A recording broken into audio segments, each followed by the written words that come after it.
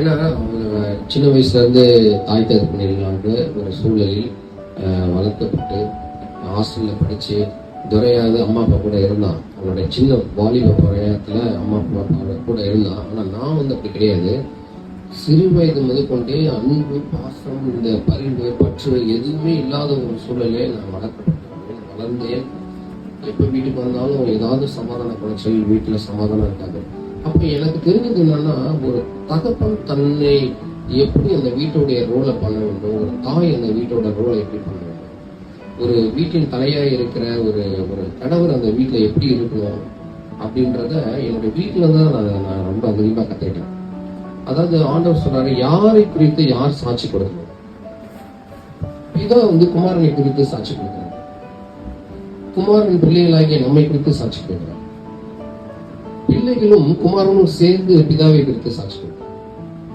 அப்ப இது எப்படி சாத்தியமாகும் அப்படின்னா, ஒருவரை ஒருவர் சார்ந்து வாழ்ற ஒரு வாழ்க்கை இருந்தால் மட்டும் சாத்தியமாகும். அது என்னுடைய வாழ்விலே ஆண்டவரை என்னுடைய தகப்பனாகவும் தாயாகவும் நான் தேர்ந்தெடுத்தது முக்கிய நோக்கத்தினாலே ஆண்டவர் இன்றளவும் என்னோட கூட என்னுடைய வேலையிலே, என்னுடைய பணிகளை எல்லா நேரத்திலும் ஆண்டவர் என்னோட கூட இருந்து இந்த வேலைகளை செய்து கொண்டிருக்கிறார்.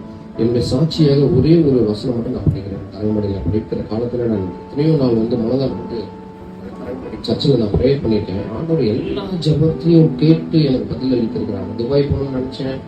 சம்மந்தமே இல்லாமல் ஒருத்தவங்க நீங்கள் துபாய் வரீங்கன்னு கேட்டாங்க, அழைச்சிட்டு போனாங்க செலவு இல்லாமல்.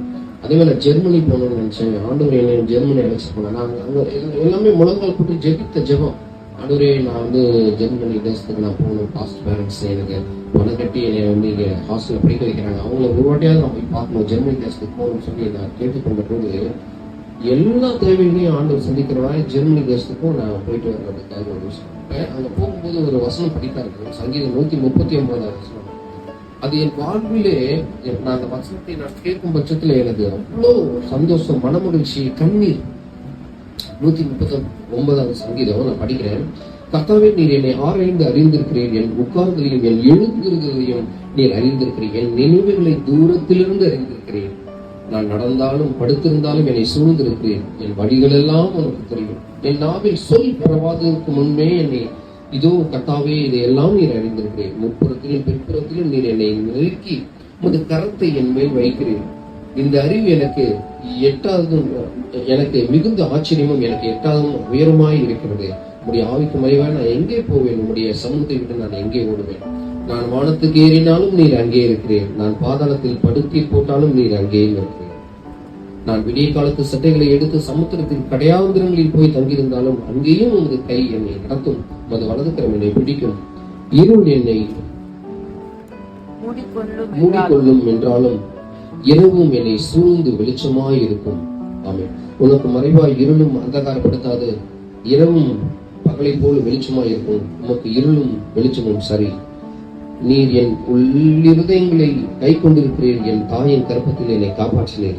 நான் பிரமிக்கத்தக்க அதிசயமாய் உண்டாக்கப்பட்டபடியால் உம்மை துதிப்பேன். உமது கிரியைகள் அதிசயமானவைகள், அது என் ஆத்மாவுக்கு நன்றாய் தெரியும்.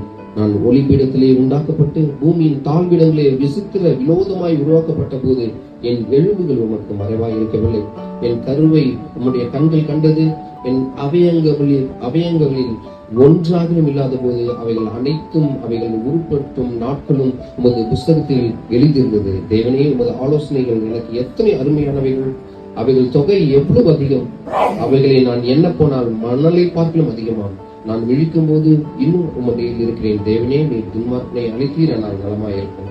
ஆமேன். ஆனா இதுக்கு முன்னாடி இருக்கிற வசனம், ஒரே ஒரு வசனத்தை நான் சொல்றேன்.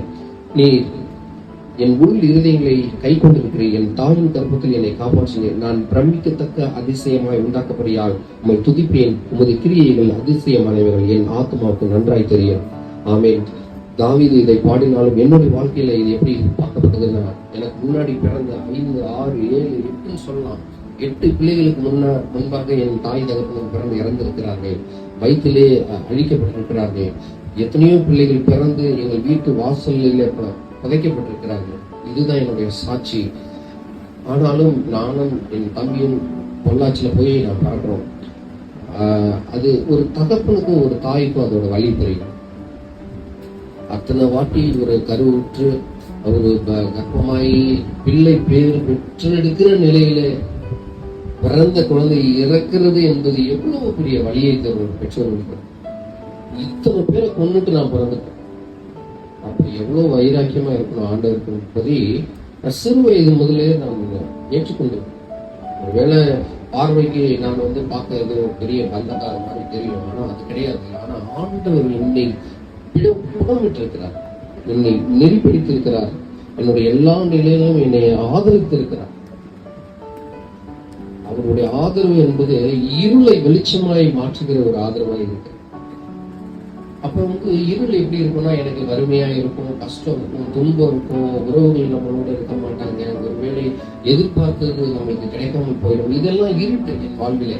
அதை எல்லாத்தையும் வெளிச்சமாய் இருக்கிறார். உண்மை நம்பி இருக்கிற ஒருவர் வெட்கப்பட்டு போகாதபடி செய்வீர் என்று தாவீது சொன்னது போல என் வாழ்விலே அவர் என் வாழ்வில் ஒரு நாள் கூட வெட்கப்படுத்தினது கிடையாது, ஒரு நாள் கூட சாப்பாடு இல்லாமல் இருந்தது கிடையாது. தேவைக்கு அதிகமாய் கொடுக்கிற தேவனாய் இருந்தார். காசு பணம் கொடுத்தாலும் ஆண்டவரை நான் புகழ்ந்து பேசுவேன் அப்படின்னு சொன்னா அது கிடையாது சாட்சி. ஒன்றில்லாத நேரத்தில் கூட என்னை பசியாய் இல்லாமல் எனக்கு ஆறுதல் கொடுத்து என்னுடைய தேவையை சந்தித்து தேவனை துதிக்கும் பொருட்டாக இந்த நாளை நான் ஆயத்தப்படுத்தி இந்த நாளில் ஒரு கூட்டம் செய்ய வேண்டும், ஒழுங்கு செய்ய வேண்டும், எல்லாரும் ஆண்டவரை தொழுது கொள்ள வேண்டும். நான் பெற்ற இன்பம், நான் பெற்ற ஆசீர்வாதத்தை மற்றவர்களுக்கு பகிர்ந்து கொடுக்க வேண்டும், மற்றவர்களுக்கு சொல்ல வேண்டும், ஆண்டவர் மகிமைப்பட வேண்டும் என்பதற்கான உண்டான ஒரு சின்ன முயற்சி தான். இருந்தாலும் உறவுகளை சேர்த்து அவர்களை ஒருங்கிணைத்து இந்த விஷயத்தை செய்யணுன்றது நிறைய சிக்கல்கள் இருக்கு. இன்னொன்று இன்னைக்கு அதையும் தான் நான் அத்தை வீட்டுக்கு போகும்போது ஒரு பிளான் இருந்துச்சு, ஒரு ப்ரேயர் பண்றதுக்கு இன்னும் பிளான்லாம் தேவையில்லை, ஆண்டவரை தொழுகிறதுக்கு பிளான்ல நேரம் மட்டும் ஒதுக்கி கொடுக்கலாம், அவ்வளவுதான். ஆகவே இந்த நாளிலே நீங்கள் என்னை ஆசீர்வதிக்கும்படியாய் இந்த பிரார்த்தனைகளை கலந்து கொள்ளும்படியாய் வந்த அனைவருக்கும் என்னை நன்றி தெரிவிக்கிறேன். முக்கியமாக மாப்பிள்ளை சாப்பிட்டாங்க ஊர்ல ஒரு ஆக்சிடென்டான ஒரு நிகழ்வாக இருந்தா கூட இதை ஆண்டவர் முன்குறித்து வைத்திருக்கிறார். ஒரு தாயின் கருவிலை உன்னை தெரிந்து கொண்டேன் என்று சொல்வது போல இந்த நாளை இந்த இடத்துல நான் கூப்பிடணும் நினைச்சிட்டு இருந்தேன். இந்த மாதிரி ஒரு செட்டப் பண்ணியிருக்கோம், மாப்பிள்ளை கூப்பிட்டு ஒரு ப்ரேயர் பண்ணணும் அப்படின்னு நினைச்சிட்டு இருந்தோம். ஆனா இன்னைக்கு எதிர்ச்சியா மாப்பிள்ளை வந்தாரு. இது இன்னைக்கு வாய்ப்பு பண்ணியிருக்கிறார். கர்த்தருக்கு நான் நன்றி செலுத்துகிறேன். நீங்க வந்தது எங்களுக்கு ரொம்ப மகிழ்ச்சி. தேங்க்யூ. பேசினாலே ஃபேமிலி வேல்யூஸை பத்தி நிறைய பேசுவாங்க. எல்லாருமே ஒத்துக்குவீங்க, இப்படி இருக்கணும், குடும்பம் எப்படி இருக்கணும், பிள்ளை எப்படி இருக்கணும், நம்ம எப்படி இருக்கணும், ஃபேமிலி வேல்யூஸ் இதெல்லாம் கிறிஸ்டியன்டம்ல இன்னைக்கு ரொம்ப கிடையாது. இன்னைக்கு எல்லாருமே கிறிஸ்தவர்களா இருக்கிறோம், பட் கிறிஸ்தவ குடும்பமா இருக்கிறோமா அப்படின்னா நான் ஊழியத்துக்கு நிறைய இடத்துக்கு போறேன். ஆனா எல்லாரும் கிறிஸ்தவங்களா இருக்கிறோம், ஆனா கிறிஸ்தவ குடும்பமாக இருக்கிறோமா, கிறிஸ்டியன் எத்திக்ஸ் ஃபாலோ பண்றோமா அப்படின்னா கிறிஸ்டியன் எத்திக்ஸ் ரொம்ப இடத்துல கிடையாது. மனைவிகளே, புருஷர்களே, பிள்ளைகளே, எஜமானர்களே அப்படிங்கிற அந்த வேல்யூஸ் பெரும்பாலும் கடைபிடிப்பது கிடையாது. அதை பற்றி அவர் அதிகமாக பேசுறாரு. அதோடு கூட புதிய வாழ்க்கை சமீப காலமாய் ஒரு ஊழியக்காரராக, ஒரு இவாஞ்சலிஸ்டாக அவதரம் இருக்கிறார். அதை நான் ரொம்ப பாராட்டுறேன், ரொம்ப சந்தோஷம். சில பேர் முழு நேர ஊழியம் செய்கிறேன்னு சொல்லி பார்ட் டைம் மினிஸ்ட்ரி செய்வது உண்டு. அதே போல வேலையை ரிசைன் பண்ணிட்டு நான் ஊழியத்துக்கு வரேன்னு சொல்லி சொல்வது உண்டு. இந்த காலத்துலலாம் டெடிகேட்டடா ஃபுல் டைம் மினிஸ்ட்ரி எல்லாம் பண்றது ரொம்ப சேலஞ்சிங்கா இருக்கு. ஆனால் என்னோட ரெக்கமெண்டேஷன், ஒரு வேலையை செய்து கொண்டிருக்கும் பொழுது அதை ரிசைன் பண்ணாம அங்க இருந்து கொண்டே அங்க இருக்கிற ஜனங்களுக்கு ஊழியம் செய்வதுதான் இந்த காலகட்டத்தில் சரியான பொருத்தம். நான் ஊழியக்காரர் சொல்லிட்டு அவர் பழகிறதான இடங்கள் எல்லாம் நான் போய் சுவிசேஷம் சொல்றதுக்காக உள்ள போனேன்னா செக்யூரிட்டி விட மாட்டான். என்ன சார் யாரை பார்க்கணுமா, சுவிசேஷம் சொல்ல போறேன் உள்ள போய் அப்படின்னு விரட்டி அடிச்சிடும். ஆனா அதுக்கு பதிலாக நான் போய் வேலை பார்க்கிற அவருக்கு வேலை பார்க்கிறேங்கிற அடிப்படையில அவர் மற்றவங்க எல்லாரும் விஷ் பண்ணி மற்றவங்க எல்லாருக்கும் ஊழியத்தை செய்ய வர முடியும். அதனால இருக்கிற இடங்களில சுவிசேஷ பணியை செய்வது என்பது மகா பெரிய ஒரு பாக்கியம். அதை அவர் நிறைய சபைகளில் பல இடங்களில் போய் செய்து கொண்டு வருகிறார். அதற்கு ஆண்டவர் நன்றி சொல்கிறேன். அப்படி ஒரு ஊழியக்காரராக, ஒரு சுவிசேஷகராக அவர் ஆண்டவருடைய அந்த ஆண்டவர்கள் அக்கறை கொண்டிருக்கிறதுக்காக அவரை வாழ்த்துகிறேன். கர்த்தருக்கு மகிமை உண்டாவதாக.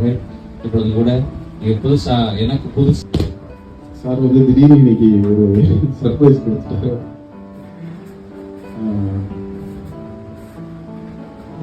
சாரை வாழ்த்துறோம். அவர் எடுத்திருக்கிற இந்த பணி இசைக்கும் பிரபஞ்சத்துக்கும் ஒரு நெருங்கிய தொடர்பு இருக்கு. இசை சாதாரணமா நம்ம ஏதோ கருவிகள்ல இருந்து கேட்கிறோம். ஆனா இந்த பிரபஞ்சம் முழுவதும் இசை அங்க நிறைஞ்சிருக்கு. கடவுள் வந்து இசைக்கும் ஒரு முக்கியத்துவம் கொடுத்திருக்கிறார். அதுல பார்க்கும்போது அவருடைய வார்த்தைகள்ல இசைக்கு மிகப்பெரிய முக்கியத்துவம் கொடுத்திருக்கிறார். சங்கீதங்கள், அதுல பாடப்பட்ட விதம், பாடிய வார்த்தைகள், சம்பவங்கள், இது எல்லாத்தையும் பார்க்கும்போது அது இசைநுட்பத்தோடு அந்த சில பகுதிகள்லாம் அங்கே கொடுக்கப்பட்டிருக்கு. அப்போ அப்படிப்பட்ட ஒரு காரியத்தை எடுத்து அதை நிறைய பேருக்கு அதை கடைசி வரைக்கும் ரீச் பண்ற விதமாக என்ன பண்றாரு அப்படின்னா சார் எடுத்து செஞ்சுட்டு இருக்காரு. அதனால அவருடைய பணி, அவர் என்ன டார்கெட் வச்சு இந்த பயணத்துல நடக்கிறார், ஓடுறார் என்று தெரியல. ஆனா அந்த எடுத்திருக்கிற பணி, அவர் என்ன டார்கெட் மனசுல வச்சிருக்கிறாரோ அந்த டார்கெட்டை அச்சீவ் பண்றதுக்கு வாழ்த்துக்கள். இன்னும் சிகரத்தை சார் வந்து தொடரும் அப்படின்னு நினைக்கிறேன். இதை கடவுளின் பேரால வாழ்த்து. நானும் ஆக்சுவலா ஹஸ்பண்ட், அத்தான், மாமா அப்படி கூப்பிட்டது இல்லை, டாடி. எனக்கு அவர் daddy. It's not a word.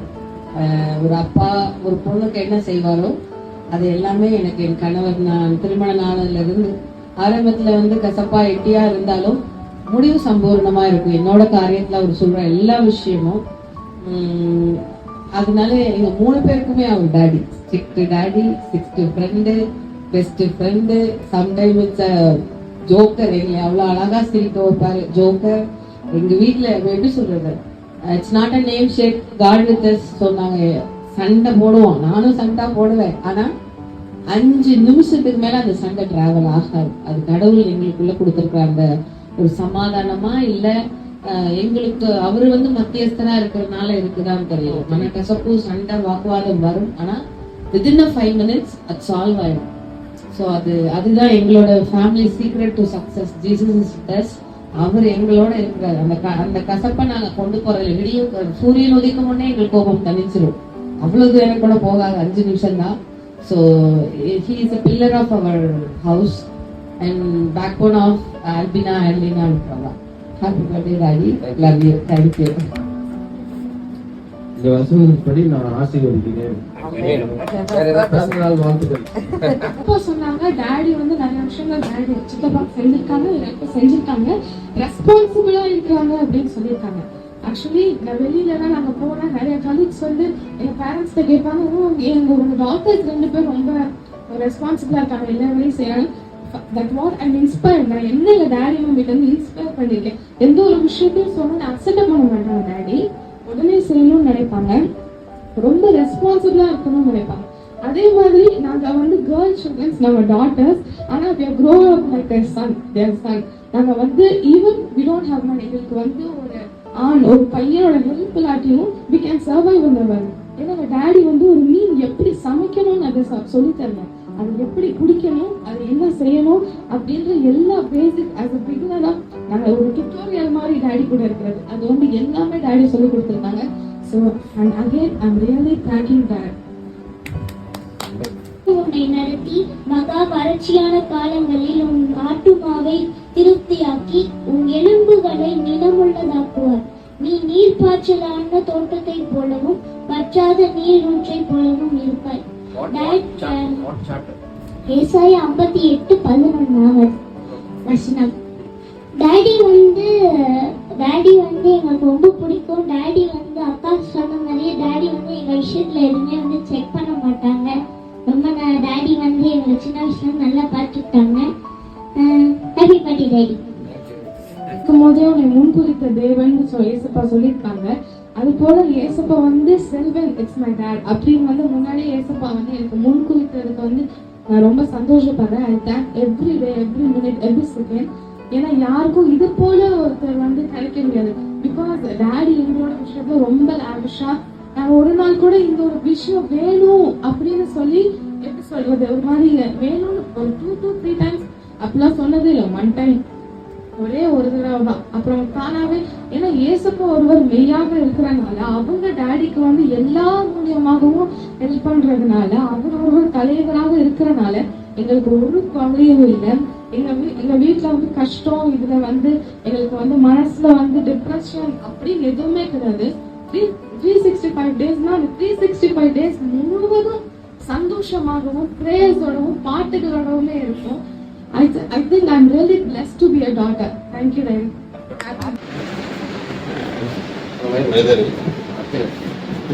என்ன சொல்றதுன்னு எனக்கு தெரியல. நிறைய காரியங்கள்ல வந்து ஒரு இன்ஸ்பிரேஷனா இருந்திருக்காரு.